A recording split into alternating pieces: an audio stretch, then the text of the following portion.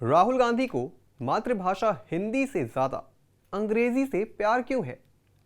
सवाल इसलिए उठ रहे हैं क्योंकि कांग्रेस नेता राहुल गांधी ने एक बार फिर ऐसा बयान दे दिया है जिसने भाषा और सशक्तिकरण को लेकर नई बहस छेड़ दी है। इस बार उन्होंने अंग्रेजी को सशक्तिकरण की भाषा बताते हुए कहा कि यह कोई शर्म की बात नहीं है, बल्कि हर बच्चे को इसे सीखना चाहिए। लेकिन इससे भी ज्यादा चौंकाने वाला उनका आरोप, उन्होंने कहा कि भाजपा और आरएसएस नहीं चाहते कि गरीब बच्चे अंग्रेजी सीखें, क्योंकि वो नहीं चाहते कि ये बच्चे सवाल पूछ सकें या बराबरी पा सकें। इस बयान के बाद ये चर्चा भी उठी है कि क्या सशक्तिकरण केवल भाषा विशेष से ही संभव है। चलिए इस पर आगे बात करेंगे, लेकिन उससे पहले आपको बताते हैं ये पूरी चर्चा शुरू कहां से हुई। ये चर्चा शुरू हुई अमित शाह के एक बयान से। केंद्रीय गृह मंत्री अमित शाह ने कहा कि इस देश में जो लोग अंग्रेजी बोलते हैं उन्हें जल्द ही शर्म आएगी। ऐसे समाज का निर्माण दूर नहीं है। उन्होंने ये बयान नई दिल्ली में पूर्व आईएएस आशुतोष अग्निहोत्री की बुक में बूंद स्वयं खुद सागर हूं के विमोचन के मौके पर दिया। अमित शाह ने हिंदी समेत भारतीय भाषाओं के भविष्य पर कहा, अपना देश, अपनी संस्कृति, अपना इतिहास और अपने धर्म को समझने के लिए कोई भी विदेश भाषा पर्याप्त नहीं हो सकती। अधूरी विदेश भाषाओं को उनके जरिए संपूर्ण भारत की कल्पना की जा सकती है। मैं अच्छी तरह जानता हूं ये लड़ाई कितनी कठिन है, लेकिन मुझे पूरा विश्वास है कि भारतीय समाज इसे जीतेगा। एक बार फिर स्वाभिमान के साथ हम अपने देश को अपनी भाषाओं में चलाएंगे और दुनिया का नेतृत्व भी करेंगे। अमित शाह के बयान के बाद राहुल गांधी ने तुरंत एक ट्वीट डाला। राहुल गांधी ने लिखा कि अंग्रेजी बांध नहीं, पुल है।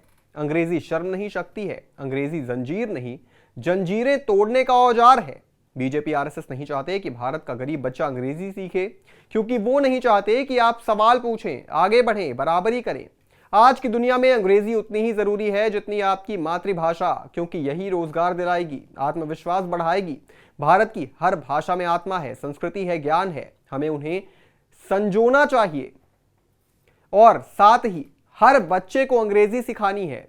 यही रास्ता है एक ऐसे भारत का जो दुनिया से मुकाबला करे, जो हर बच्चे को बराबरी का मौका दे।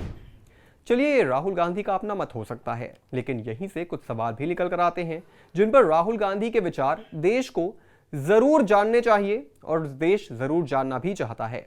क्या राहुल गांधी ये कहना चाहते हैं कि जिन्हें केवल अपनी मातृभाषा आती है वो लोग कमजोर होते हैं? दूसरा सवाल, राहुल गांधी जितनी मुखरता से अंग्रेजी का समर्थन कर रहे हैं उतनी मुखरता से वो हिंदी का समर्थन क्यों नहीं करते? तीसरा सवाल, राहुल गांधी जी क्या अंग्रेजी न जानने वाले सशक्त नागरिक के टेस्ट में फेल माने जाएंगे? चौथा सवाल, अगर अंग्रेजी में ही शक्ति है तो क्या इस शक्ति के जनक वो अंग्रेज हैं जिन्होंने भारत पर 200 साल अत्याचार किया? पांचवा सवाल, क्या अब भारत की प्रगति अंग्रेजी मीडियम स्कूल की फीस रसीद से मापी जाएगी? छठा सवाल, क्या जो किसान अंग्रेजी नहीं जानते वो देश को बल नहीं दे रहे? सातवां सवाल, संसद में अब शक्ति प्रदर्शन अंग्रेजी उच्चारण से होगा या तर्कों से? आठवां सवाल, क्या हर घर तिरंगा को अब एवरी होम अ फ्लैग कहेंगे ताकि उसमें ज्यादा शक्ति झलके? नौवां सवाल, क्या अंग्रेजी ना जानने वाले नागरिकों की क्षमता पर सवाल उठाना सही है? 10वां सवाल, क्या अगली बार चुनावी घोषणा पत्र अंग्रेजी में छपवा कर इसे शक्ति पत्र कहा जाएगा? यह सवाल इसलिए जरूरी है क्योंकि इस देश में आज भी कई लोग हैं जो लोग अंग्रेजी न जानने वालों को हीन भावना से देखते हैं या मुंह चढ़ाकर बोलते हैं सो मिडिल क्लास। और राहुल गांधी के इस बयान से ऐसे लोगों को और ज्यादा ताकत मिलती है।